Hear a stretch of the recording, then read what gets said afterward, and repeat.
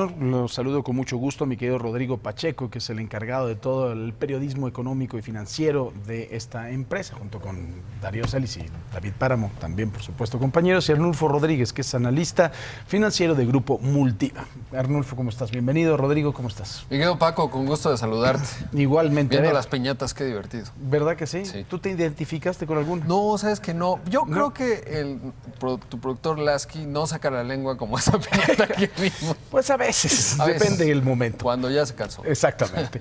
Bueno, vamos a hablar en un principio del salario mínimo. Hemos hablado mucho de lo que, y además de todo, fue una previsión que podía haber sido uno de los impulsores de la inflación en el país, pero esto no pasó. Al revés, tuvimos una inflación muy controlada durante todo este año. ¿Qué fue lo que pasó? Bueno, definitivamente no va a haber inflación por esta medida. Hay analistas que están manejando esto como una posibilidad, no porque no hay demanda agregada. Cuando la economía no crece, hay falta de impulso en la demanda, y el que intenta subir precios cuando no tiene ventas, pues simplemente se bota del mercado. Claro. Entonces, el problema quizás será que va a repercutir en la creación de empleo. Hemos visto que en este año se ha seguido creando empleo, pero bueno, pasamos de una tasa de crecimiento del 4% anual a una de 1% anual. Podríamos llegar a que se parara por completo la nueva contratación, o si no por completo, de forma muy importante, porque los empresarios van a quedar en el sándwich, suben los costos, claro, en este caso los laborales, y no hay ventas. Y entonces, ¿qué es lo que pasa con ese extra que le están pagando a los trabajadores? ¿O realmente era tan malo el salario que lo único que están haciendo ahorita es poder sufragar realmente la línea del bienestar? O sea, llegar a la línea del bienestar. Pues sí, digamos que uno de los objetivos que se ha planteado justamente el sector privado, ahora que platicabas con Gustavo de Hoyos, que yo creo que fue muy modesto, porque él desde 2016 pues fue una de las figuras que más impulsó, probablemente con Salomón Chertorivsky, en ese entonces desde la Ciudad de México, y luego esta discusión, sobre todo, Paco, porque citaba la Secretaría del Trabajo los datos en términos de que se duplicó el salario mínimo en la zona de la frontera. Y prácticamente ayer revisaba el informe de las economías regionales del Banco de México al tercer trimestre, y la inflación más baja en el país es en la zona justamente norte, digamos, en estos estados en donde se duplicó. Entonces me parecería que hay una brecha, digamos, de poder adquisitivo de los trabajadores que ha quedado rezagada, que quizás aumentar el salario, hace 3 años cuando se da la discusión, pues sí parece contraintuitivo hacer aumentos cuando no va aparejado de un incremento de la productividad, porque ese costo, como ya decía Arnulfo, pues lo absorben los empresarios, pero me parece que sí se trata de un tema que pudiese generar una demanda extra, cosa que tampoco hemos visto en la zona de la frontera norte. Ahora que estuvimos allá en Mexicali, veíamos, tampoco es que hubo una superbuena, son estados particularmente prósperos. Claro. Y simplemente decir que esto que decía Arnulfo me parece que es esencial, y es el tema de la estructura de la economía, porque los datos que acaba de conocer, que dio a conocer el INEGI recientemente, muestran que el 56% de los empleados en México únicamente producen el 22% del PIB. ¿Qué es lo que distingue al 46% que produce el 77% del PIB?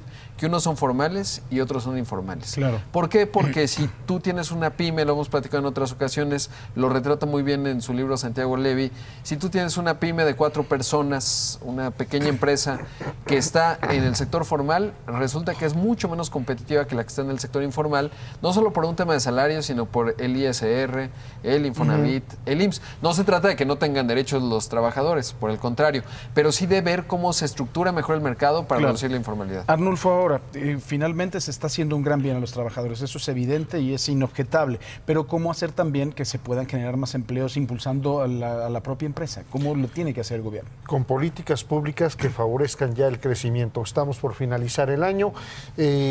Las cosas deben de ir mejor para el siguiente año. Se habla de un crecimiento del 1%. Bueno, pues en la medida en que el gobierno encuentre un mejor diálogo, un mejor ambiente de negocios, la economía va a empezar a jalar. El aumento de salarios no es malo en sí mismo. En México los salarios manufactureros pues incluso estaban por debajo de los de China. Ha sido una fuente de competitividad de la economía, pero no puedes sostenerte ahí por tiempo indefinido. Eso, ¿no? Entonces, es positivo mucho en la medida en que se reponga el crecimiento económico. Para eso que necesitamos, pues por lo pronto que el gobierno empiece a gastar su subejercicio de gasto. Claro. La inminencia de la entrada en vigor del TEMEC, ¿qué es lo que va a pasar con ello? O sea, en términos generales, ¿cómo quedó el acuerdo? No sé si ya lo leyeron alguien, ¿no? Porque creo que ni el señor Seade diga chamaqueado o no, pero ojalá que los senadores ya hayan tenido tiempo después de aprobarlo de leerlo. ¿Qué es lo que va a pasar con el TEMEC, no? Yo creo, mi querido Paco, que tendremos como país que estar realmente muy atentos, leer el acuerdo en primer lugar, sobre todo porque es obvio. obvio, ¿no? Si hay 5 inspectores, independientemente de que no sean inspectores y que sean agregados laborales. Sí, quizá tiene razón Seade, ¿no? Sí, Es unanimidad. Es unanimidad. ¿Qué pasa con lo demás? Exacto. Lo que pasa es que digamos, lo que se va dibujando en la relación que tenemos con Estados Unidos es una relación mucho más intensa y, digamos, proactiva del lado estadounidense en términos de generar mecanismos que les permitan mantener estas áreas de competitividad.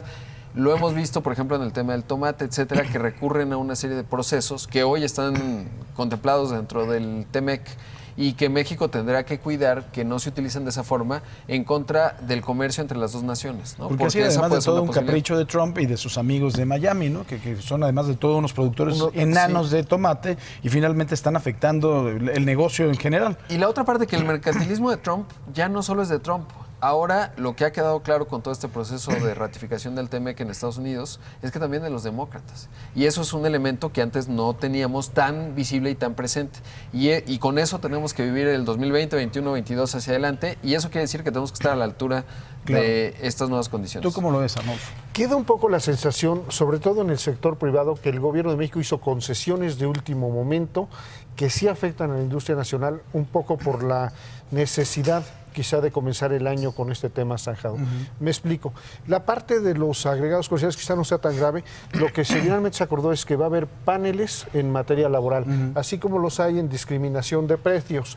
Bueno, pues eso es una mecánica que ya existe. Pero, por ejemplo, en la industria del acero y del aluminio se establecieron plazos de 7 y de 10 años. Por ejemplo, el aluminio, ahí tienes mucha razón. El aluminio es impensable que en 7 o 10 años podamos igualar la industria de los Estados Unidos. Es impensable, es carísimo esa industria. Totalmente, totalmente.